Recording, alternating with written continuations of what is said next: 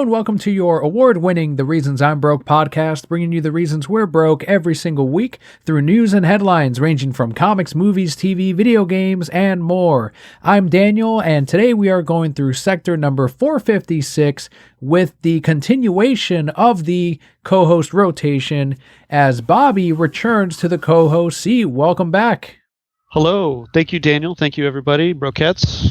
Glad to be here again for 456. Looking forward to this episode and hope we have a good time.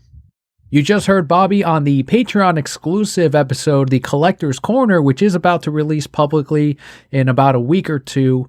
So Bobby has been on. He is an expert of TCG, especially board games, gaming, video games, comics. He is everything that encompasses The Reasons I'm Broke, and it's going to be good having you on for these topics today, which will involve also TCG talk right near the end, which will be good getting some perspective from you. But let's jump right into this week's news.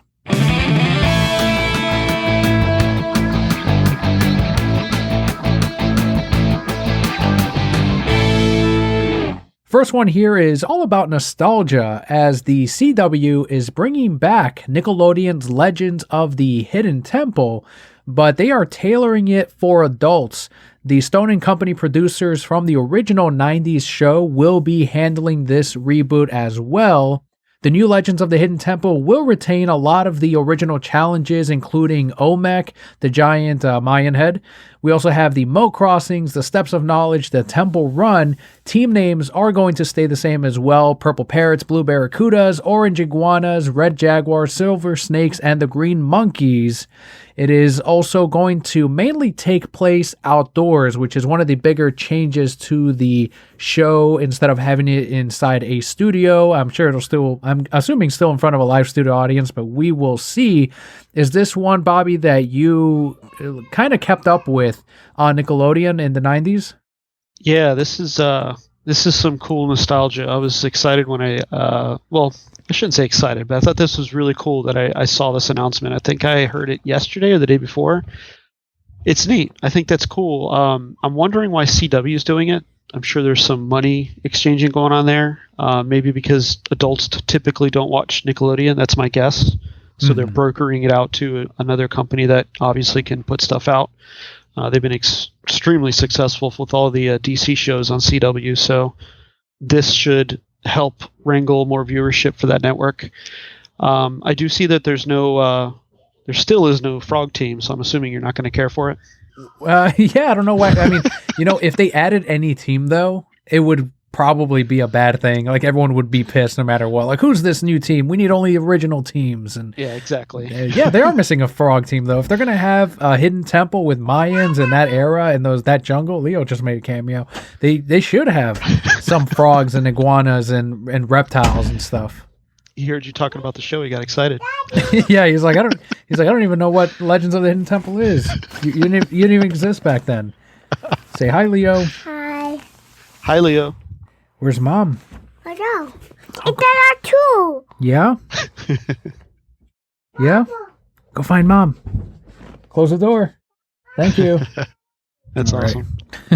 Got to keep his hello in there. Definitely keep his hello. Oh, yeah, I will. I think having it on the CW especially, it does, as you mentioned, cater to more adult audience, people that grew up on the show. I think Legends of the Hidden Temple is not something that you can reboot to a young audience or to kids. I don't think it's something that they would exactly latch onto. It is smart of them to just go, look, we know that we're not going to get that audience, but we do have people in their 30s and in their 40s that did grow up watching Legends of the Hidden Temple, so why don't we adult that up? And it doesn't necessarily mean that they're going to have cussing, swearing, or risque costumes or anything like that, but I think it really is simply that they're going to have adults competing in these games, probably kids, people that grew up watching the show as well, and that can be a part of the show also, just talking about how they grew up watching Legends of the Hidden Temple.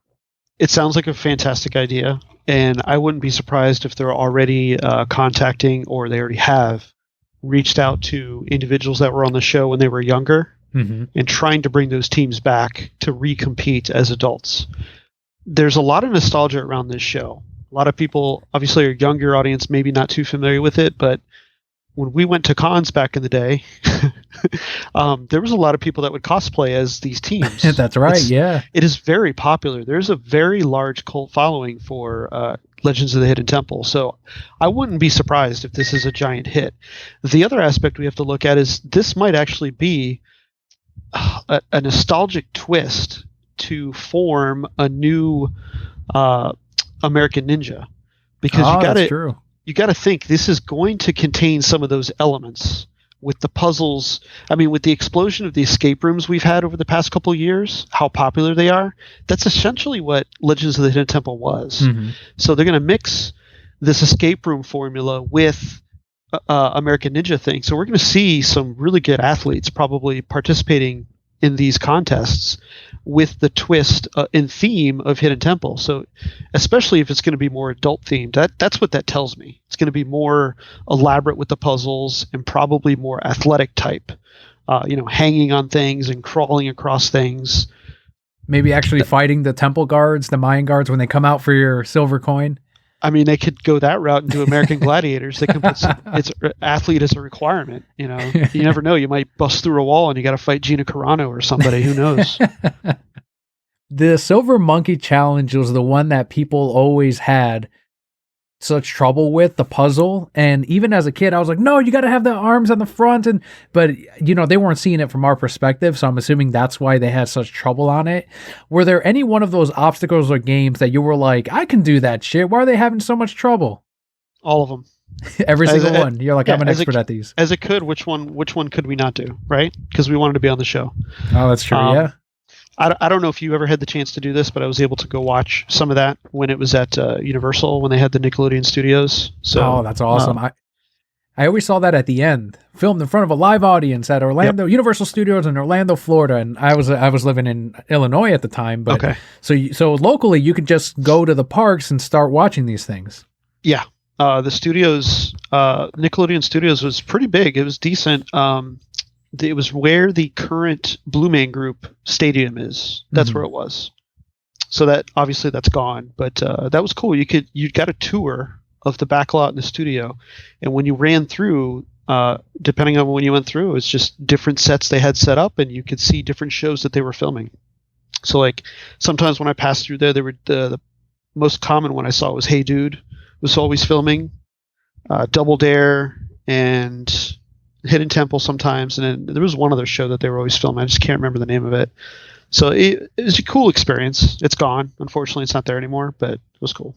So whenever they were I got to ask, when they were filming these shows and you were doing like a tour through it, is it something that would be distracting for the production, or is it or did they really keep you under wraps as you were going under, kind of like behind glass or something like that? Yes, actually, a very good question.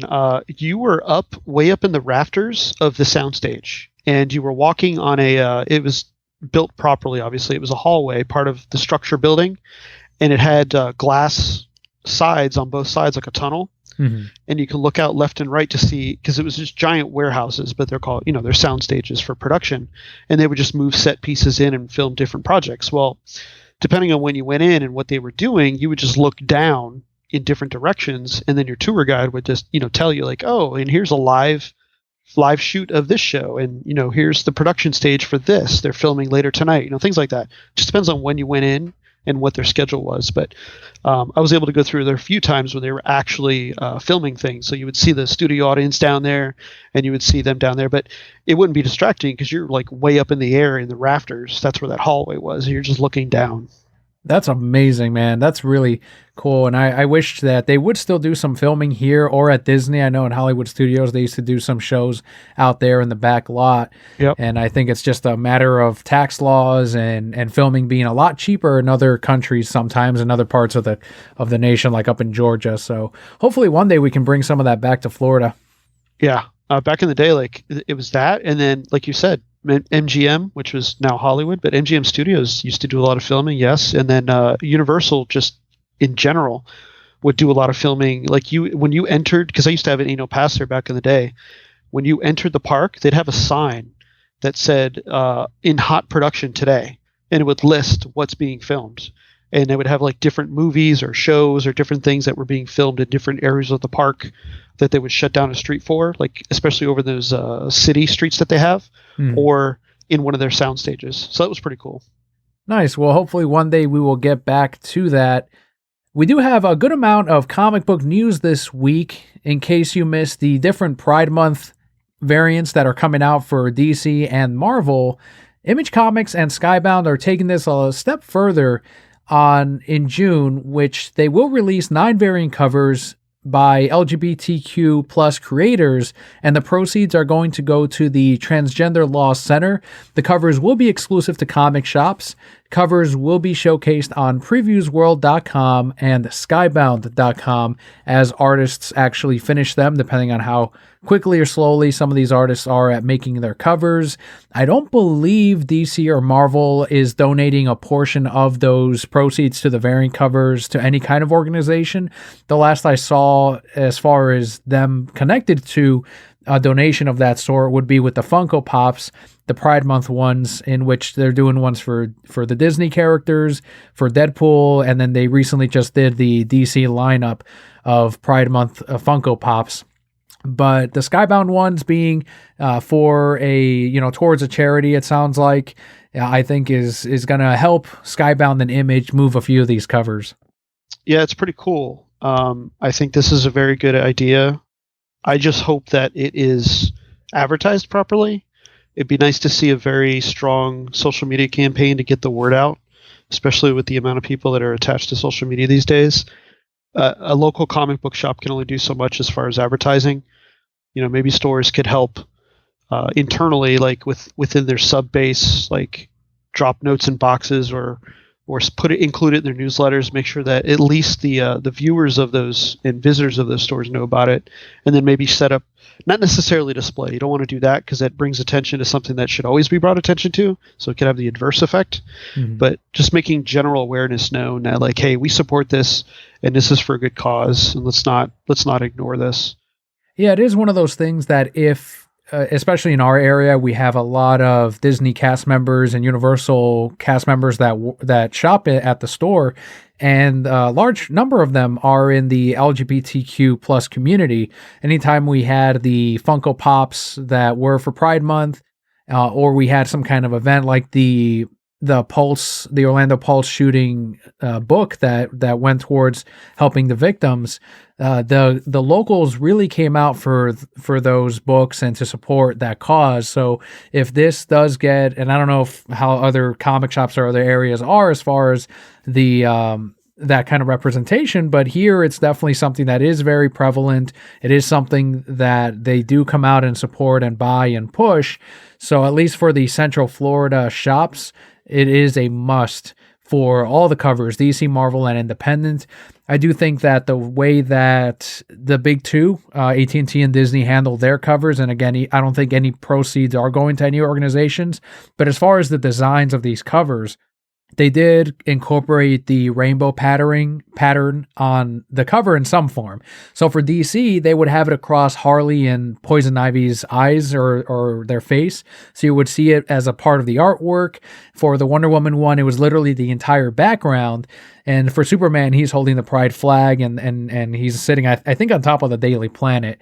And then for Marvel, they went a little more subtle. They put it on the titling of the book itself. For like Star Wars Dr. Aphra, you see a little bit of rainbow pattern. I don't even know if that's the right word, patterning, but they put that over the Aphra portion of it and not on the artwork itself. So again, a little more subtle on how they handled it. The Skybound one I've seen so far, I only see like a little logo, the Skybound logo that's done up in rainbow. I don't see it as a part of the artwork. And I think if they were to incorporate it more into the art like they did with the DC ones, it would help them stand out.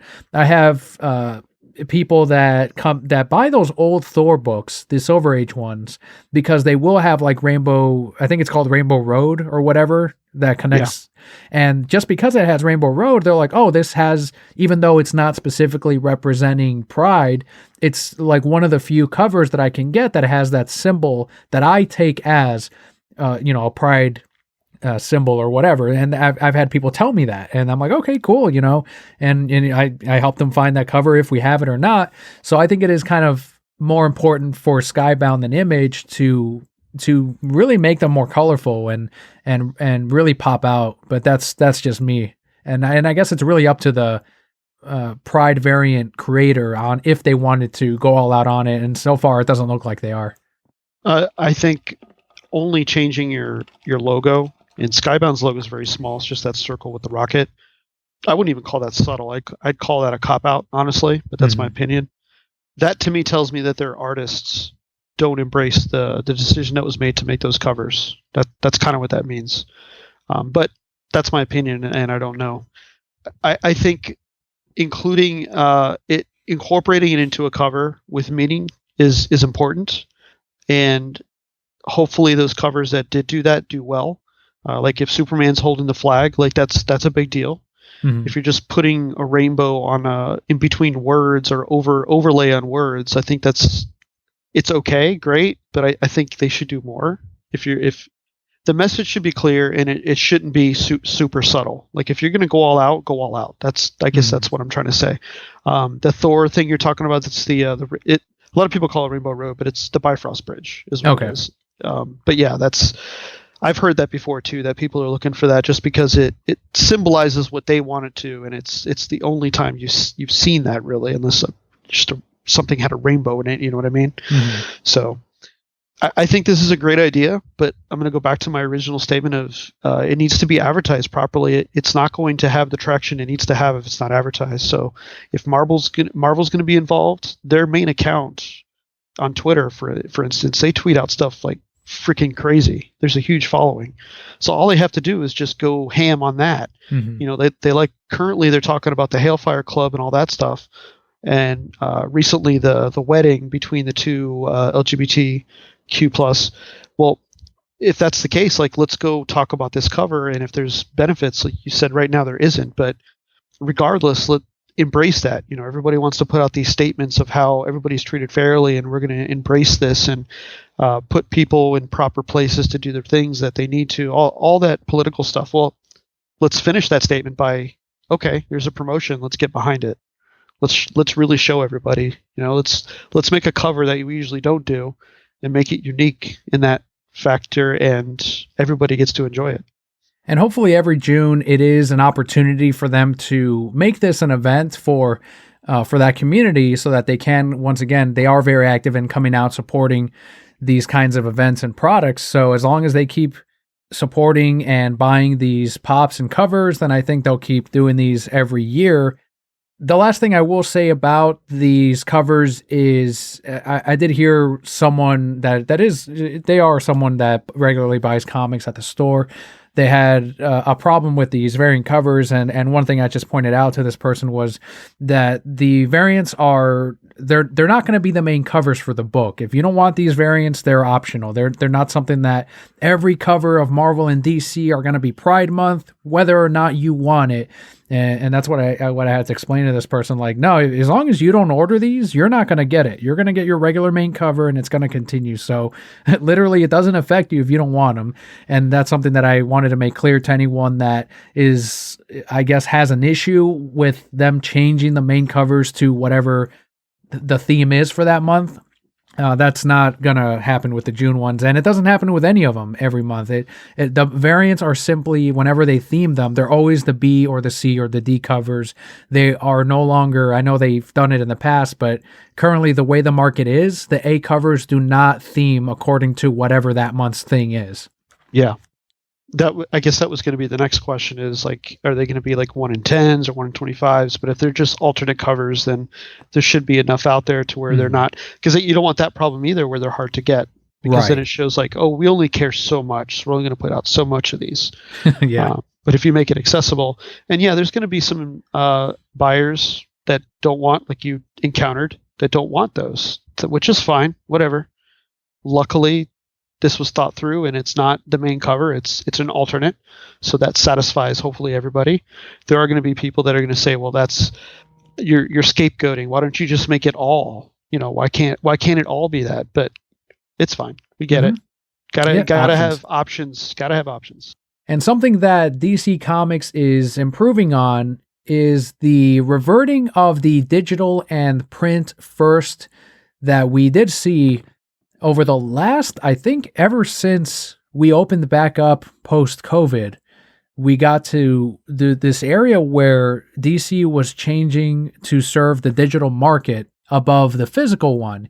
And I, along with I think most of the comic market, felt that AT&T, DC Comics this was going to be the direction moving forward, that they were always going to have digital comics as the forefront of who they make these books for, and then the physical market would be secondary to them. And that's the way it's been that's how I feel it's been for the last year.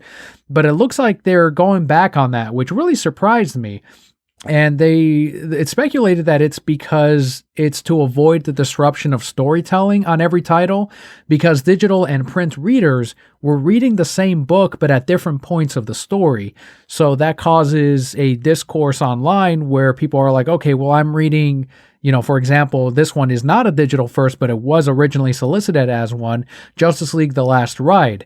At this point, number 1 came out this week.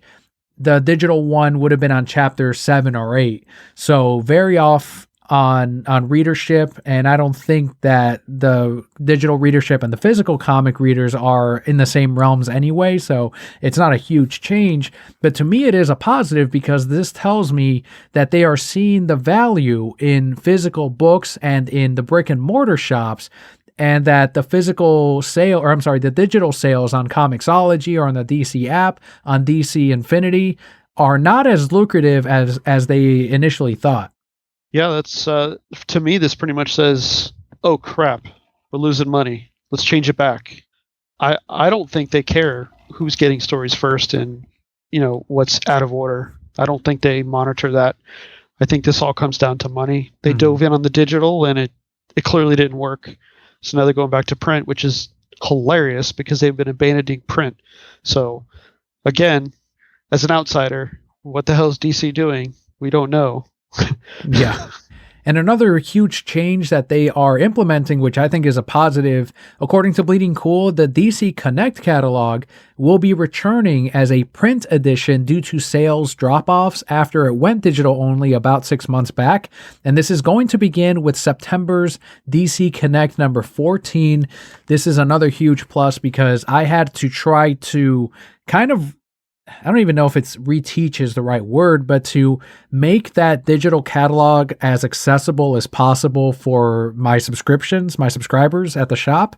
And this involved me every month finding the DC Connect link and posting it on the Facebook page, on Instagram, on the Facebook groups as well that a lot of these subscribers are in, and then emailing some of the, older readership that maybe aren't on Facebook or Instagram. And every month I would send them that link. Here's this month's DC Connect. Email me back with which titles or covers you want, or put it on your previous catalog order and we'll put it on there. And, a lot of them did make that a habit, and they were like, okay, yep, no, I saw your DC Connect link. Thank you. Here are the ones I want. But many people, if they don't have a physical catalog in front of them, like the previews catalog and Marvel's, theirs is physical too, they're just not going to order from it. And that's exactly what happened. I saw my DC pre-orders drop off as soon as the DC Connect no longer had a physical release with it. And I understand that it's to cut down on costs, but I think AT&T, DC, they're realizing that by cutting that catalog into digital only, their readers are not as aware of what's coming out. It's becoming a Wednesday hunt. Oh, I didn't know this was coming out. Let me grab that, which hurts them. It hurts us. It hurts everyone. No one, maybe speculators are the only ones who win in this point because of the print run on these things. But by them going back on having physical catalogs, I think that's a huge plus. And I know that that's going to lead to more pre-orders and more sales. Again, this is interesting because this feeds more into the, oh crap, we're losing money. As someone who doesn't, you deal with this regularly, I can see how this should help stimulate book sales, because obviously it gives access to an easier way, putting things in people's hands to point at and say wow, this is cool, rather than having to do all the extra work of searching, or like what you were doing. You were kind of providing it, but in that manner, it still requires you to take the extra steps to go look at it versus something that's either there on the counter, or if you get it every month, your what's that called? The monthly book? The previous catalog. Yeah, previous catalog. That's important to a lot of people. Like me, I don't use it so much anymore because I've cut down my book lines. But in the past, like that was like the blood and life. Like everything I needed was there, and it was way out in advance. And it would show you a teaser page sometimes, a panel.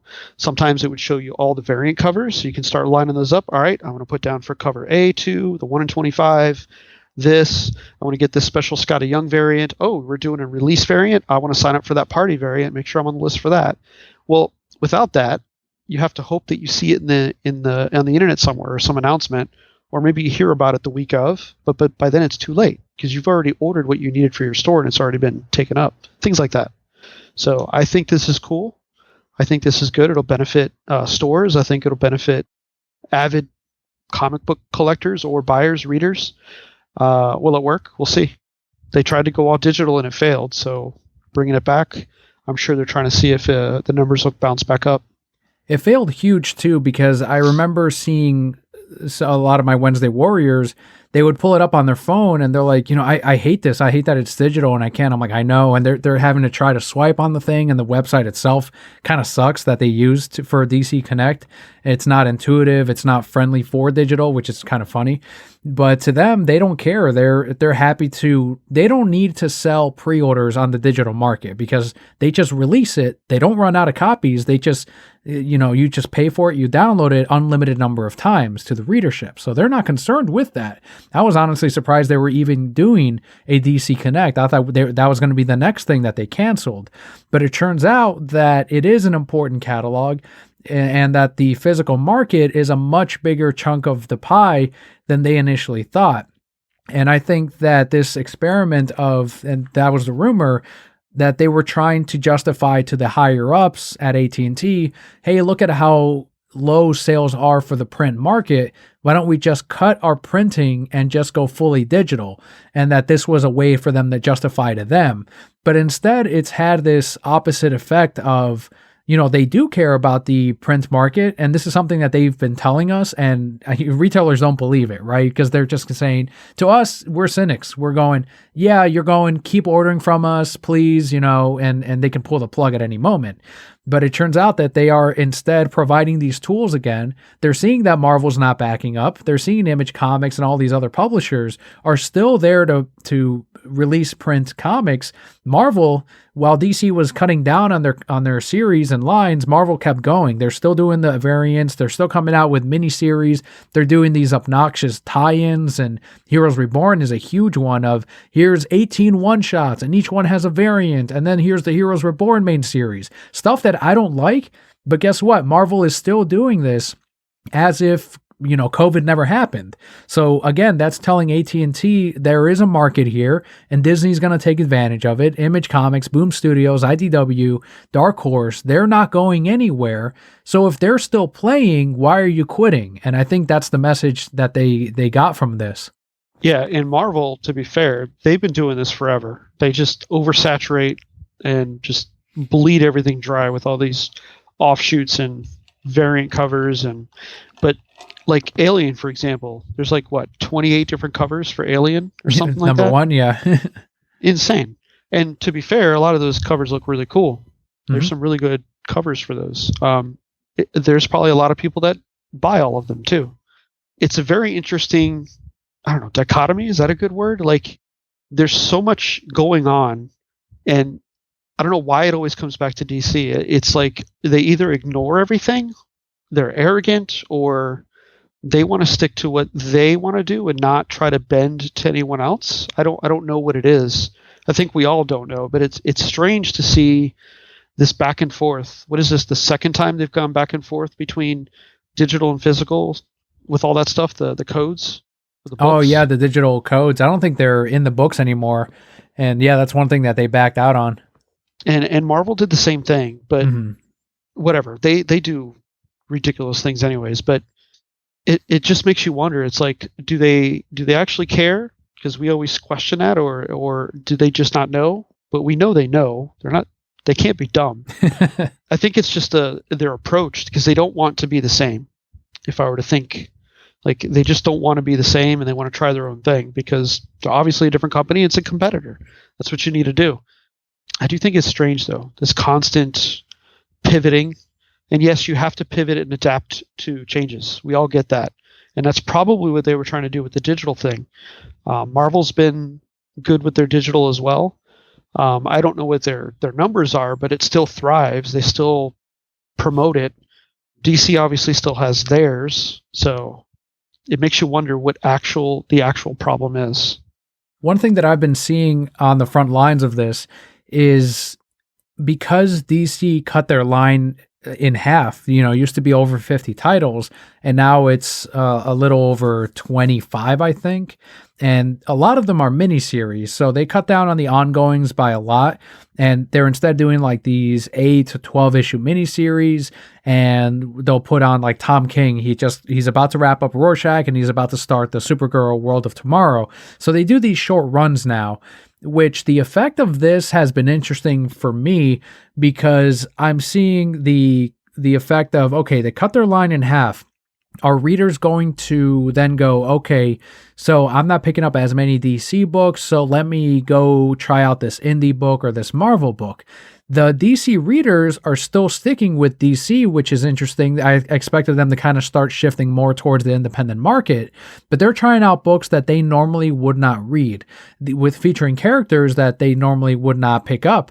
So I'm seeing these new number ones that I'm like, okay, so I had next to no pre-orders for this title, but guess what? I'm selling out because readers are going, well, I only have 2 books in my pull list. Let me go take a look and see what else is out there. And they'll start buying all of these other DC titles that they weren't sub to, and as a result, I'm selling out of series and minis that I'm like, oh shit, like this didn't have a lot of pre-orders, but people are buying it off the shelf like crazy. So it's having this opposite effect of, because there's not as much out there, as many titles, they're more willing to try whatever is out there. So because of that, over the last couple of weeks, I've had to drastically increase my DC numbers, even for books that are in the middle of their run, issue 14, 15, because people are jumping into those in the middle of those runs just because they want something else to read. And I think that's great, because the opposite effect would have been, oh, well, if I'm only getting 2 books, I'm eventually going to just drop out and not read any more comics. But the fact is, people want to keep reading books, even if it means getting issue 16 and jumping in the middle of a run. And that tells you that the readership is strong. That tells you that that truly is a reader, because very rarely when someone is starting on their, at least when I started my comic journey, I didn't go, oh, here's a number 1. I'm going to start my very first comic book. I just picked up Captain America number, 87. And I was like, cool, Captain America. And I'd start reading. And eventually I would continue reading and start off on a number 1 that just started, but everyone just kind of jumps in on a series. And I think that's something that was really unexpected on my part. And I think other comic shops are probably starting to run into that same problem of, I better up my numbers on everything, because people are picking up whatever they can get their hands on. What this sounds like is that's the strategy. The strategy was to cut down the catalog, which they did, and everybody was like, why would you do that? So if their strategy was, let's bring it in closer, because what people will do is they'll buy more books, because the arms won't be stretched so far wide to where this book sells a little bit and then this one sells a lot, where you have the upper tier versus bottom tier, because there's so many offerings. Mm-hmm. But if you have a smaller catalog to deal with, you should, in theory, which is probably what they're trying to do, is all those should be firing on all cylinders. And if they're not, once one finishes, because they won't be all identical, they'll shift. They'll stay within the DC books, like you're seeing, and go to the next offering, especially if they have a small stable of writers and artists, because then they'll want to follow that team or that specific writer and or artist to the next book, whatever that may be. So if that's the case, that is working. In general, do we like that? Do you like that? Probably not, because you have a smaller variety to choose from, and like in your instance, you don't know what to order, and your FOCs are so far in advance, you have no idea how they're going to do. So there's too much gambling going on with tug and pull of, how many do I order, and well, it did this good last time, But then let's say you do go all in on that Supergirl, and it doesn't do very well. Let's say that Tom puts some political message in there and it fails. Well, what are you supposed to do with all those? That was an example, by the way, and I'm saying he would do that. When that book fails, what are you going to do? Now you got to sit on those books. You can't return them. So you have that issue as a shop, and all shops have to deal with of what to order. So overall, that seems like a good idea, and it looks like it might be working. But in the same token, like it's still not perfect because your ordering system is so far behind the publicity trail for it. Does that make sense? I think that's maybe what you're dealing with and like the problem at hand. I don't know.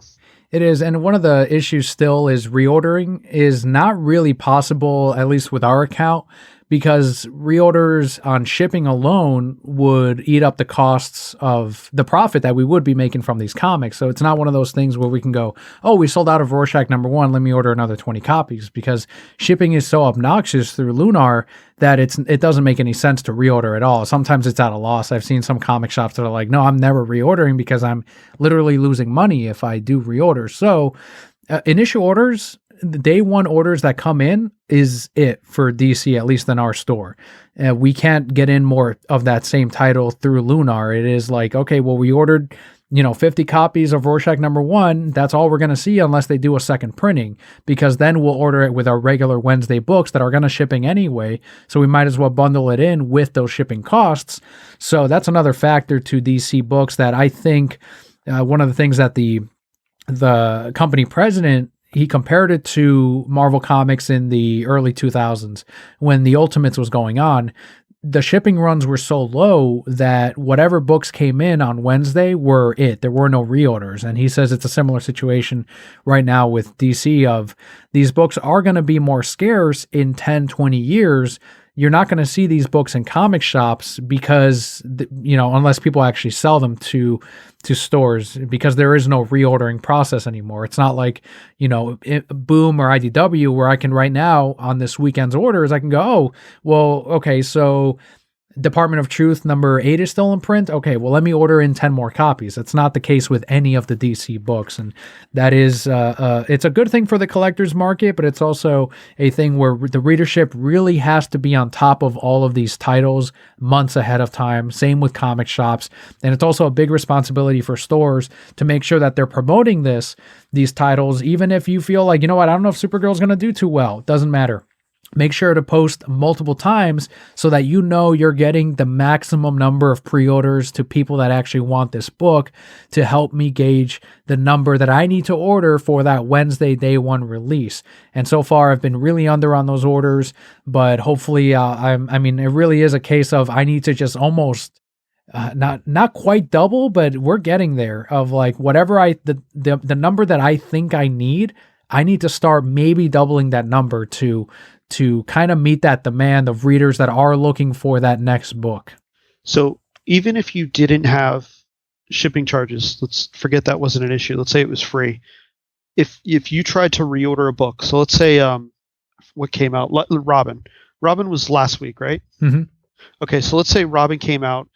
You ordered what you thought was good, and it blew out. It's gone. By let's say Friday, it was gone. So you can't even go through your weekend with that book. What you're saying is you don't even have the option to go order more. It's done.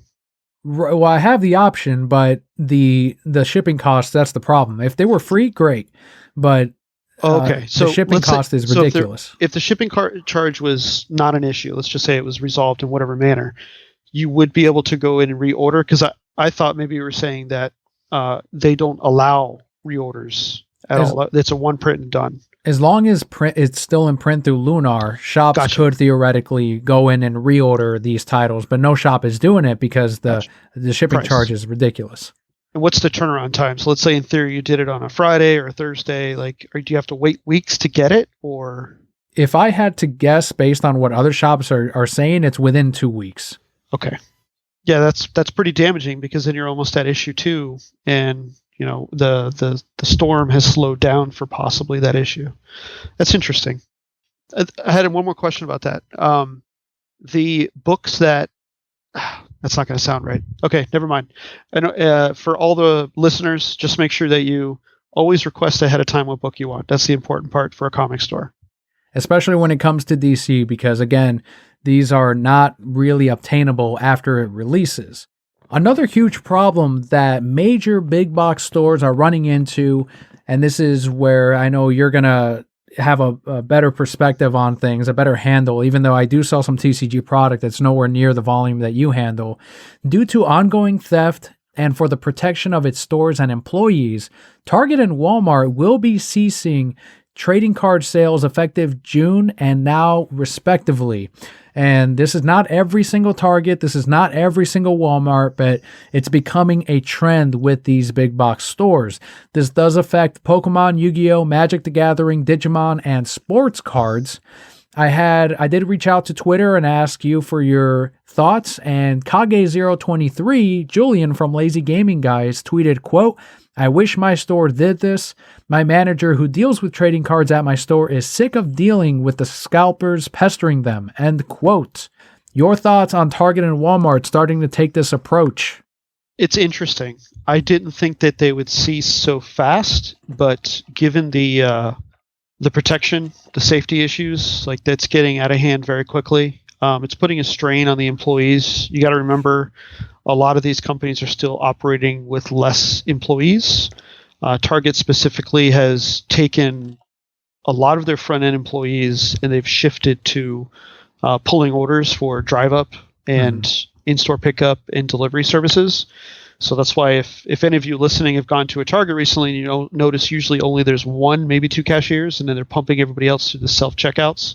Obviously, different areas of the country are different, so my example probably won't be spot on. But all those other employees, like they laid, a lot of them don't work for the company anymore, obviously, but some, because it is obviously a pertinent position to stay open, those employees have shifted to all the online orders that are going on. So also shortened hours. Walmart's not open 24/7 anymore. Target has shortened their hours slightly. Obviously, different areas of the country are different. But the bottom line is, like, they're having to deal with this weird Black Friday-esque type of TV fighting. Yeah. that they only deal with once a year. And it's like those are the stories that you hear about for years, that you dread this day because all the weirdos come out to argue about a TV and they sleep there for 3 days, 4 days. Well, this is literally happening every single day at these stores. So you have to imagine the amount of strain it's putting on regular part-time employees, lobies that usually don't deal with this. You got employees snapping back at customers. You got managers snapping back and getting beat up verbally, like assaulted verbally with all these crazy things just because people want stuff that they can flip online. A large mass of these people are not collecting. They're not buying it to collect, take home, open up and put up in their collection. A large amount of this, you got to say 90+%, is to buy it and flip it because it's the popular and trendy thing to do right now. It's absolutely terrible. It's destroying these hobby markets. And we talked about it on our episode that you should all take a listen to. We go into more elaborate discussions on it. It's terrible. I think this is, to go back to your question, this is good and bad. The good part of it is it'll hopefully pop this bubble that we're all dealing with, my industry and your industry. It's extremely annoying. Hopefully it gets back to normal at some point because some of these employees at these stores can feel safe again. I know locally at the Target down the street from my shop, I went in there two days ago, yesterday, I can't remember, and I talked to one of the managers there. I try to build that relationship with them, and they said now their Fridays, they're released because they release product only on Fridays mornings, and it's one per person until they cease in June. They were averaging like 60 to 80 people in line, and I was blown away because that was more than I thought. And then he said within the past 2 weeks, that's doubled. That it was 120 and then 160 last Friday. So I'm just flabbergasted. Like what is going on here? It's getting worse. And then you're starting to see in the news cycles all these issues with, people getting beat up in parking lots and guns pulled, and it's getting ridiculous. We are talking about pieces of cardboard. This is insane. We're all collectors. We understand it, but it's like, this is absurd at this point. And it sucks. I feel bad for Julian because where he works, he's dealing with it on a different level than I deal with it, and you deal with it. So I'm sure he gets verbally assaulted a lot. Mm-hmm. The downside to this is that mass market, even though we both agree, or a lot of us agree, that they shouldn't be selling this stuff because it takes away a channel from hobby stores.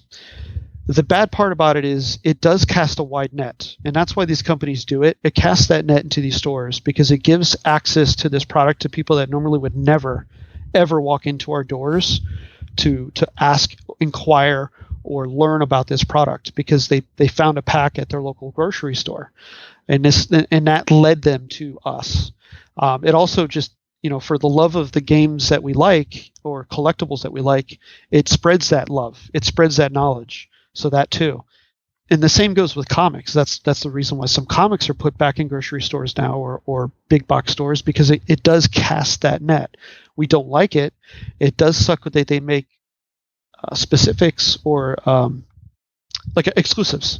It does suck that they make exclusives because then you'll never have a chance to sell it. Like at one point you couldn't get those DC books that were being put out in Walmarts. Yeah, the 100-page specials. Yeah, and that's unfortunate. But the good side of it is it does bring and cast that net to hopefully bring people to you.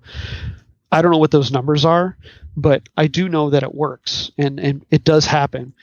The adverse now with this crisis is people are really coming to our stores now because they can't find it. The downside of that portion is that we're getting people that generally don't belong in our stores, for lack of a better term, because they're not there to shop with us because they like it. They're there to shop because they can't find it anywhere else and they want to flip it. They just want their hands on it. So it's a big mess. It sucks. You and I'm sure we agree, we have to answer the phones and it's annoying. We get people walking in and just acting a certain way and it sucks. It deflates the attitude in the store sometimes when they walk in because they just have this aura about them. They just dirtbag, scumbag mentality. They ask very specific questions and you can tell they don't belong there. It's like somebody going into a flower shop and wondering where the flowers are. Yeah. Even though they're surrounded by them. Yep. It's that mentality, and it's completely mind-boggling. And it's like in my head, I'm like, how freaking dumb are you? I'm at the point now where I just troll the hell out of them because they'll point to a box and they're like, oh, is that Battle Styles? When did that come out? I'm like, yeah, you're an idiot. But yeah, I would generally say, yeah, this is the hot stuff, man. You got to get it. It's super hot. And of course now they're like, oh wow, how much is it? And I'm like, oh, it's like $45. Oh man, is there a limit? No, man, you can buy as many as you want. And let me get 2 of each. What's the chase card? What's the chase card in there? And again, I'm in my head. I'm like, you are a moron. So I'm like, there's a Butterfree in here. This card is so good. It's so playable. If you pull it, it's probably worth a lot of money. It's like, oh man, I'm gonna try to pull that. I can't make this stuff up. This is real. This is the world we live in. And just for clarity, the people that Bobby and I are referring to, these quote unquote scumbags they're not your player base. They're not your regular Pokemon collectors. They're not people that you and I have seen before COVID. These are people that just started coming out. These are people that didn't like Pokemon before this, or Magic, or Digimon, or whatever. These are eBayers. They're flippers. They're speculators. They're sellers, and you can immediately tell by exactly what you were saying. They act a certain way. They're always there for top loaders. They're always there for penny sleeves. They're there for the cardboard boxes so they can store all their bulk in there and whatever. So that's who these people are. These are just simply eBay resellers. A lot of my Pokemon base I haven't seen in months. The people that used to come out for Pokemon League, because they know they can't get the Pokemon packs anymore. And if we have that Pokemon product or that Pokemon single, all the prices are all over the place because of the demand. They know they're inflated prices anyway. And this goes for online sales. This goes for every store that is allowed to sell things at market price. And that's the problem. And if you don't want it at market price and you want to get it at retail, you're going to have to wait in those Friday lines that are at Target and Walmart. And guess what? These Pokemon players don't want to do that because they know that's not, one, there's no games to play regardless. You can play online, that's still going and that's great, but they're there to play physically. They're there to build a deck physically, meet up with their friends every weekend, talk to them in person, trade in person. And that simply is not happening anymore. And it's a shame. And that's why Bobby and I have such a disdain towards these resellers, because as you mentioned, they are destroying this market. The people are quitting Pokemon. I've had one player already that's like, I'm just getting out of it. Where can I sell my bulk of cards? I'm done with Pokemon. And they used to be people that were there every single week for Pokemon League. They were there for all the pre-releases for years. And that's simply what's happening because of it. And this is why, we don't like that market. We don't like that faction of people.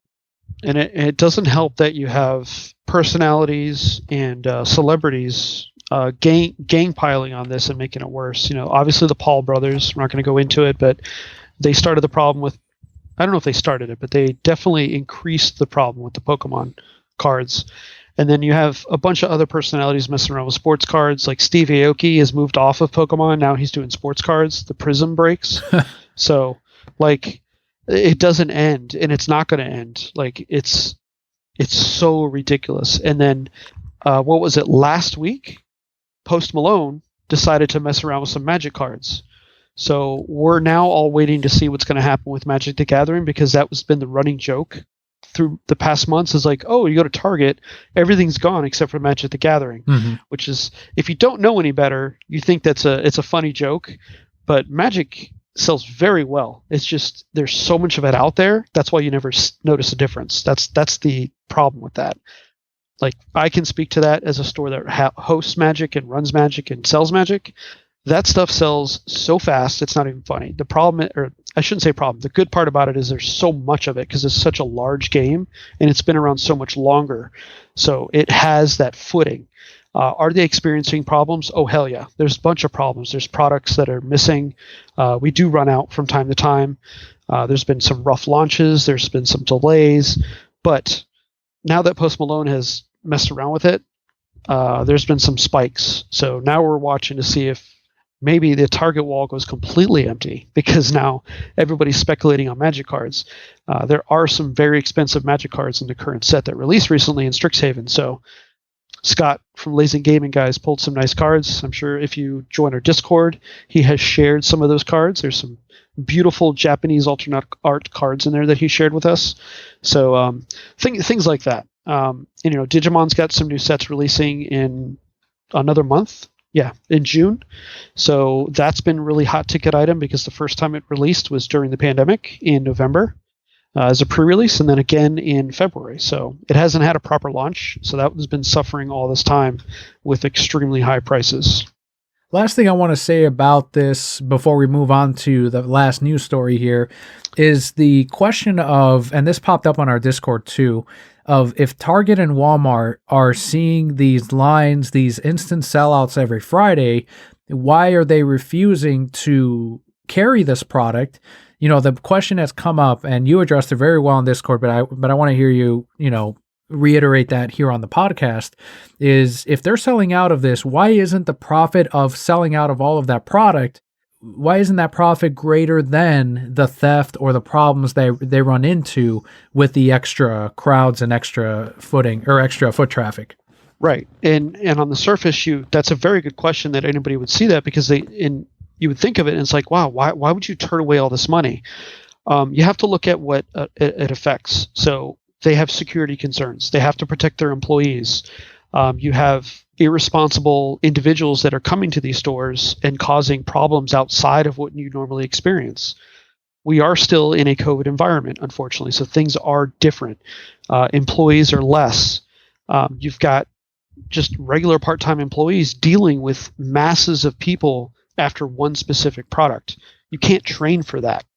It makes the other shopping that your business does so much money in less comfortable. So you got to imagine if Grandma Jane wants to go to the store, and she's going to the store with, her shopping cart, and has to wade through this sea of man children, for lack of a better term, irresponsible adults, people fighting and arguing over cards and cursing over each other, threatening to meet them out in the parking lot. How do you think Grandma Jane's going to feel walking into that store? Is she going to continue? Is she going to leave? Is she scared the whole time she's there? So there's a lot of PR that the companies have to deal with. And yeah, Target and Walmart are big enough to where things like that shouldn't bother them. But if they have a deterrence in shopper base to go to the next store, like Aldi, for example, or, depending on where you're in the country, maybe to Myers, or maybe over to, I can't remember these grocery stores anymore. Joe Lasco, Publix. Yeah, Publix. Publix is creeping out through the U.S. Dominic's. Your Food Lion and things like that. So there's a lot of different places you could go if you feel that you're uncomfortable going to this store. And it doesn't have to be Grandma Jane. It could just be, some college student that feels unsafe when they walk into a store, when they overhear or see that. And maybe they just see the crowd and it's like, what the heck? I just need a gallon of milk. Mm-hmm. All right, I'll just go to 7-Eleven. So they have to look at it that approach. And then the other thing that's important to know is that trading cards in these mass market stores are sold as it's vendored. So it's a third-party company that brings that stuff in. Not only do they bring it in themselves, sometimes they do. Sometimes it's delivered with a different version. They just go get it from the back, quote unquote. But they stock it. Target doesn't stock it. If we're using the Target example, they come in on a schedule and they stock it, just like it would be for magazines, greeting cards, and gift cards, because those are all the products. I shouldn't say all. There's some of the products in common in stores that are not paid for until they're sold. Like magazines, for example, when they rotate the magazines in the store, you may have noticed if you're visiting your store and that rep is there changing out magazines, you'll see them take the old magazines off, rip the cover off, and then throw it into a box or a shopping cart. And what they're doing is, Daniel's familiar with this, this is how you void your original stock that's rotating out to get credit for it. Mm-hmm. So that's the process that they have to do. And feel free to correct me, Daniel, at the end of this, how that works. But they're voiding that to get credit for it, because that's the process. And then they put the new magazines out. And then how that works is when the books are sold over the counter, magazines, whatever, then those get activated, and then the company receives the money from the said vendor for those sales. So the credit, quote unquote, for those books that are rotating out is through the vendor, not through the actual store. So the same would be for trading cards. Now, they wouldn't go rip those up, obviously. They would just rotate those out, send them off, and they'd probably resell them to other places. But a lot of the mass market stores don't particularly monitor the theft on those, unfortunately. And I've learned this through trying to work with these stores because of my business and how we buy cards. The reason why I get a lot of pushback on it for them cooperating is because they don't care. And the reason why they don't care is because to them, it's not worth anything to them because it's not sold.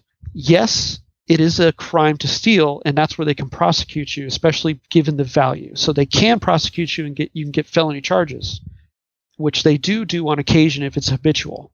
With the staff issues that they have, because they've cut those teams down a lot in a lot of these stores, Home Depot, Lowe's, Target, Walmart, you name it. All these stores have cut down on their security teams.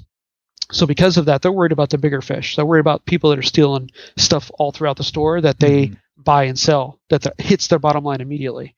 The trading cards, the magazine, the greeting cards, magazines, things like that are not hitting their bottom line. Yes, it's money that they're losing, but not at the effect of like, okay, if I go in and I take if I take a laptop or two off their counter and walk out, that's a big deal compared to a couple boxes of cards.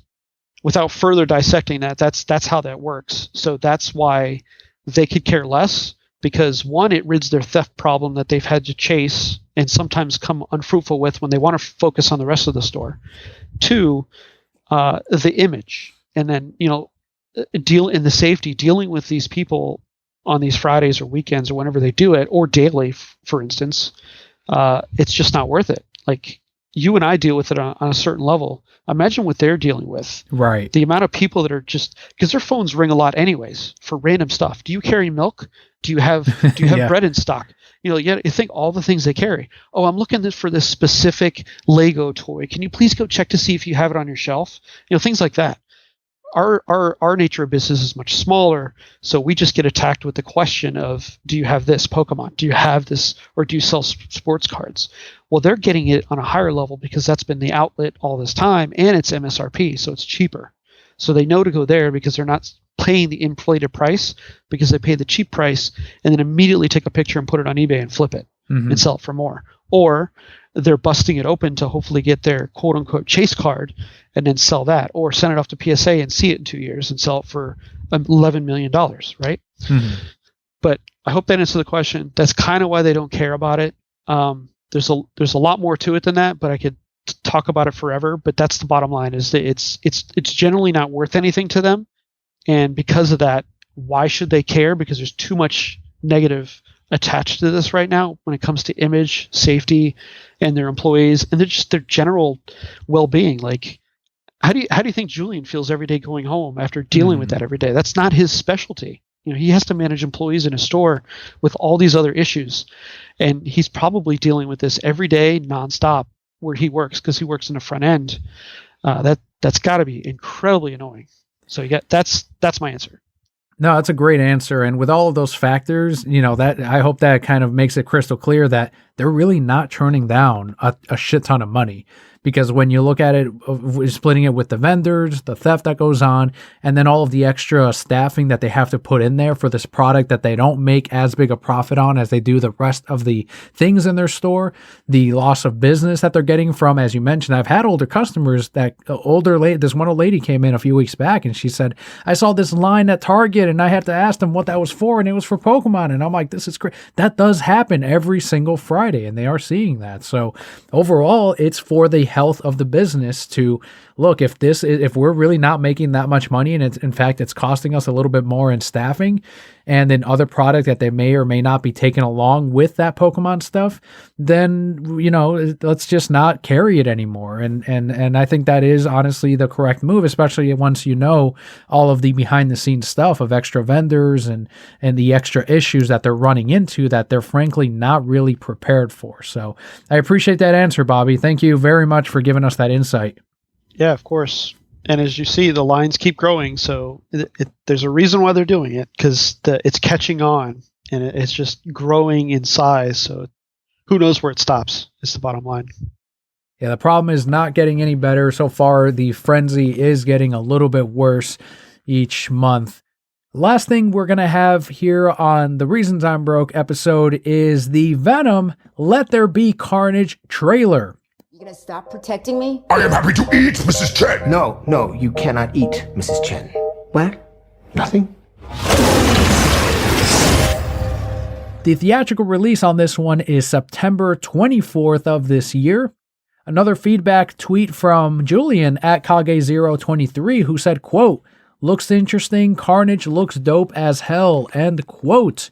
What were your thoughts on this sequel to Venom? It's interesting.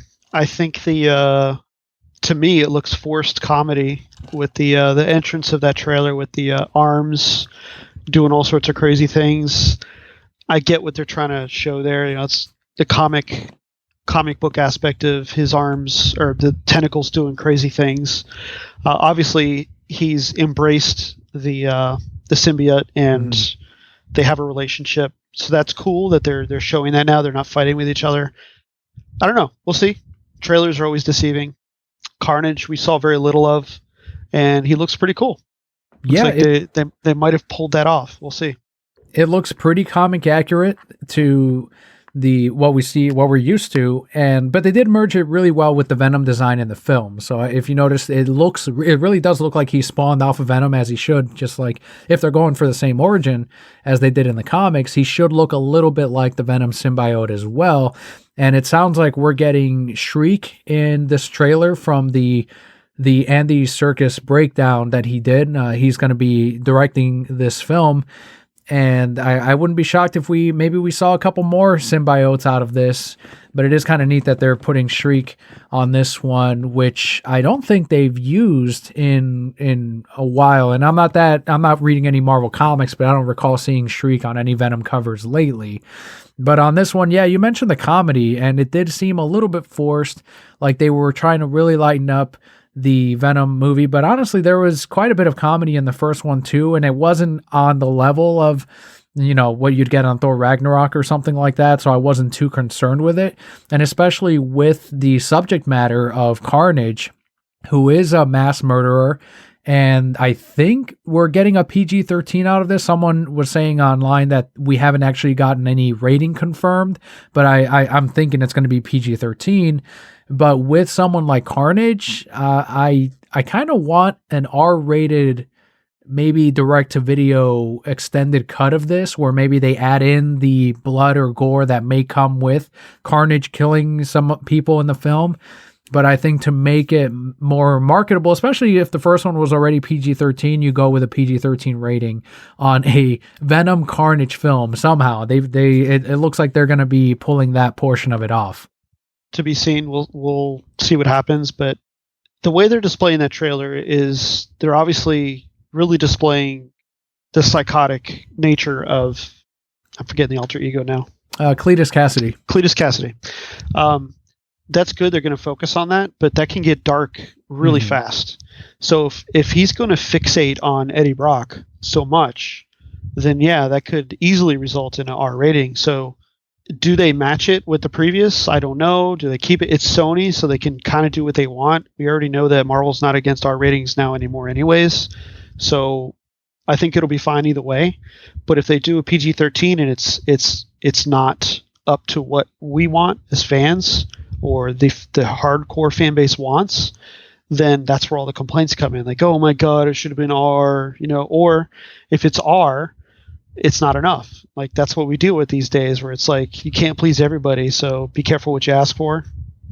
Justice League. Right. So it'll be interesting to see what they do. Obviously, they didn't put out the rating for a reason. We're still a little ways out. We'll see what they do. I think it'll be interesting to see what they do either way. And I think it'll pretty much please a lot of people because there's a lot of Venom and Carnage fans out there. One of the things that Andy Serkis kind of made clear on this one is that it takes place, I think he said, 2 years after the first film. It's definitely some time after, and that's how he explained the change in look that Woody Harrelson had from that red wig at the post-credit scene of the first film, and now he has like this more prison look in this movie, which I think looks more natural on him anyway, with that red hair than what they tried to do in the last one. Even though the last one was more comic accurate with all of the curls, this one is more film worthy, I guess. Or it's something you can actually shoot, and it's like, okay, this doesn't look too ridiculous. It's fine. And especially with someone like Woody Harrelson, who is an immense talent, you don't want to make him look ridiculous. You want him to be able to really have a strong presence on the screen.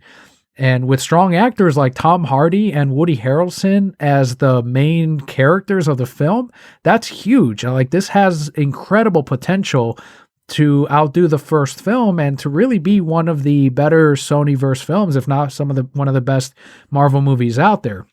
And another thing that he did point out is that this does have some nods and winks to Spider-Man. We saw that in the Daily Bugle newspaper, but he did make it clear that these are two characters that haven't interacted with each other yet, those two being Venom and Spider-Man. Whatever Spider-Man they end up using in this movie, and we know that that the Sonyverse is in some way connected to the MCU because of Morbius and the appearance of the Vulture in that one trailer. So that does connect this universe together.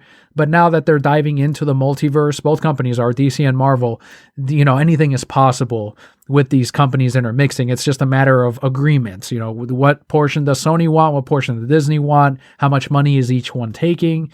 So I think that's something that Andy was kind of clear on. Like, yes, it does take place in the Spider-Man world. We don't know which Spider-Man, but that's not his concern. His whole thing is, we're just telling a story here. This is Eddie Brock's world.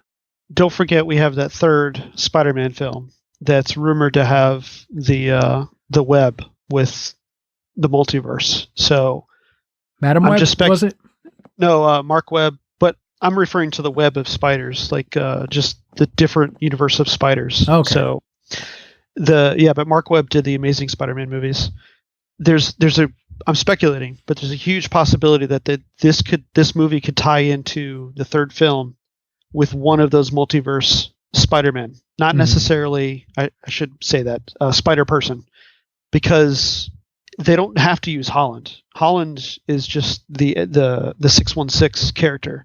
But if they were to use one of the random assortment of spider people from a different universe, and that's what's get inserted into the Venom movie, that could be a very well possibility, because then it's the linking of the two movies between that Spider-Man universe.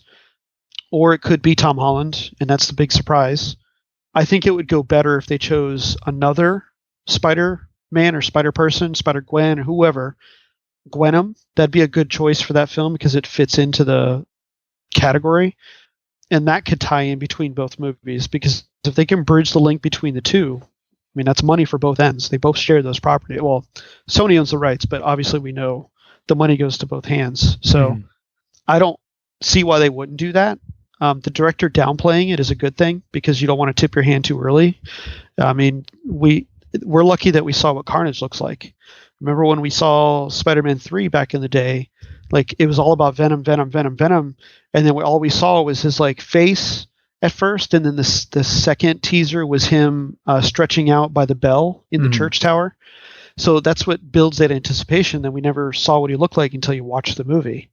So if they have that approach for this film, to where they don't tip their hand and the director just downplays it, then when people see the movie, that's your marketing material. Like, oh my God, Spider-Man's in here. And then you get to go, all the MCU fans are going to jump on and go see it.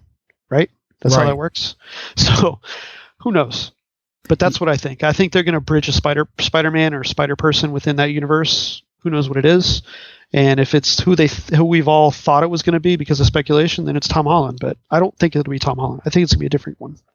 A lot of people are still hoping that it's Andrew Garfield, because he's at that age now where, next to Tom Hardy, it's more compatible, I guess. You could see that older Spider-Man and Tom Hardy, who is an older actor also, go hand to hand against each other. Whereas someone like Tom Holland, who is much younger, that's one thing that people were saying, like, really, that, it doesn't seem like timeline wise or even like villain to hero doesn't really.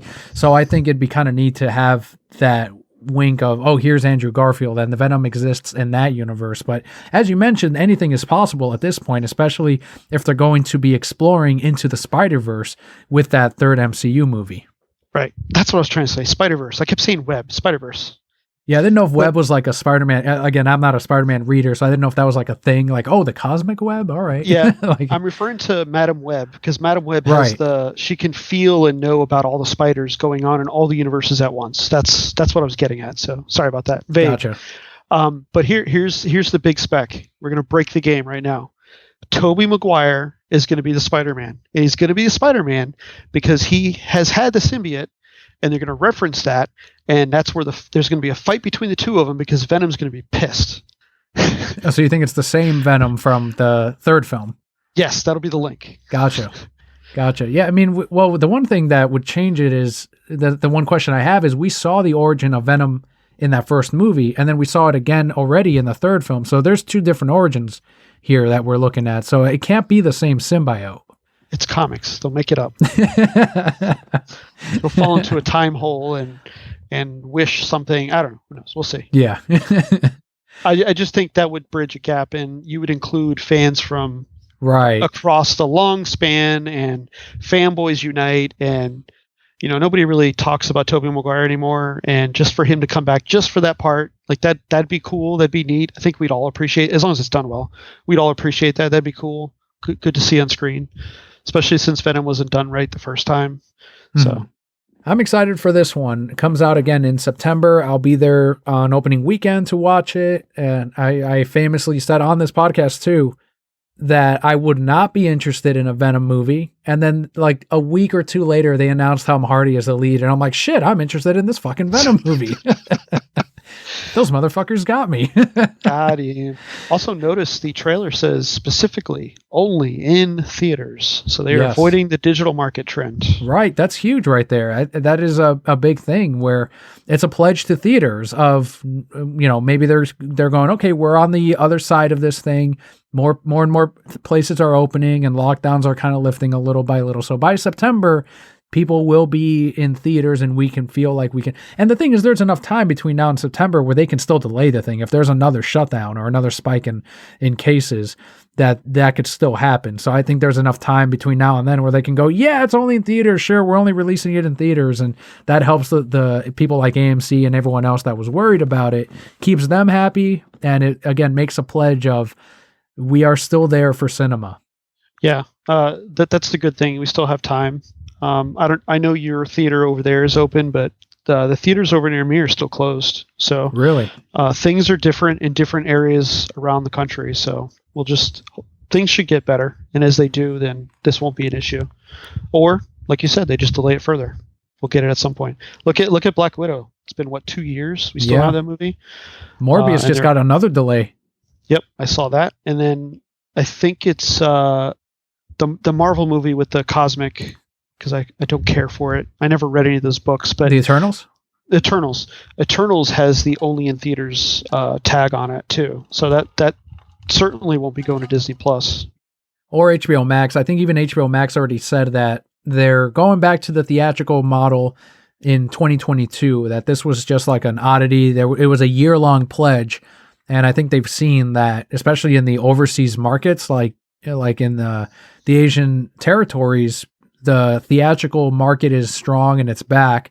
So that was probably the deciding factor for companies like AT&T. And there's been some good films released digitally that some people probably would never have watched otherwise. So be interesting to see those metrics or understand those metrics. But the weird thing is there's really nothing to bounce it up against. Right. There's a void there. So it's vacant.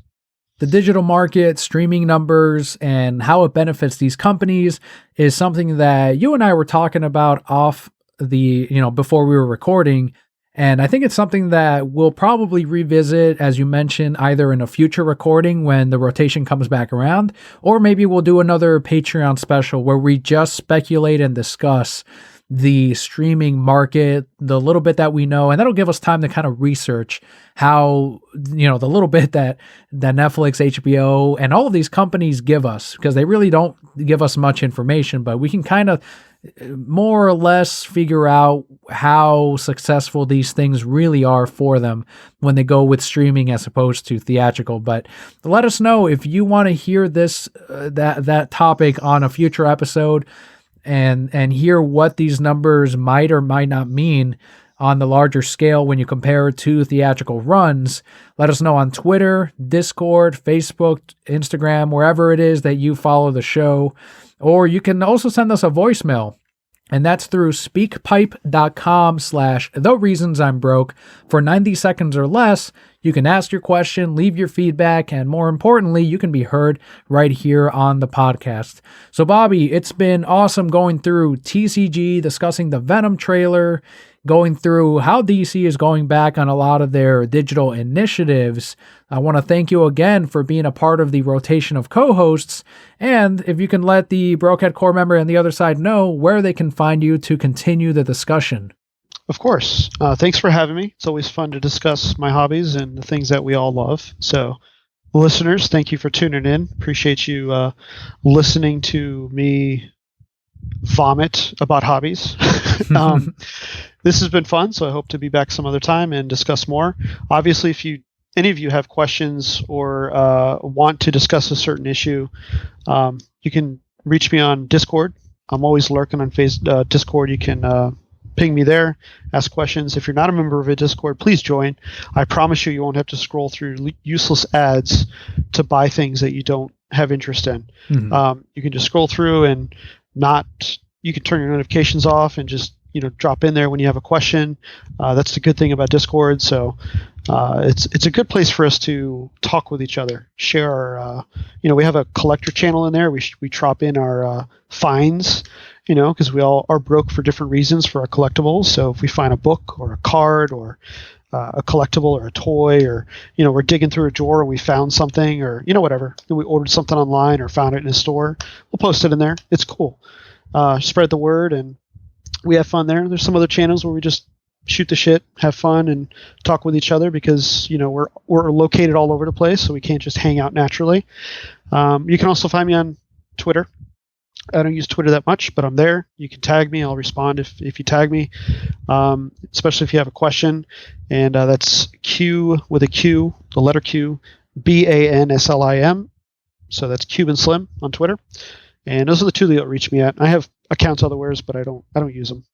And you will find a link on Bobby's Twitter and to the Discord right here in the description of today's episode. Huge thanks once again for tuning in this week, and to Bobby for helping out with this week's episode. It is always a pleasure to discuss the business of Hobbies, TCG, comics that I know you're very tied into, especially because you work in the industry. So it's kind of neat to share that perspective with the Brokehead Core members on the other side. Of course. Thanks for everybody for having me. Thank you, Daniel, for having me, and look forward to the next time. Again, folks, you got questions, ask them. I'll gladly answer your questions. Let's get the discussions going. That's right. Thank you very much, Brokehead Core members. I've been Daniel, and all will be well.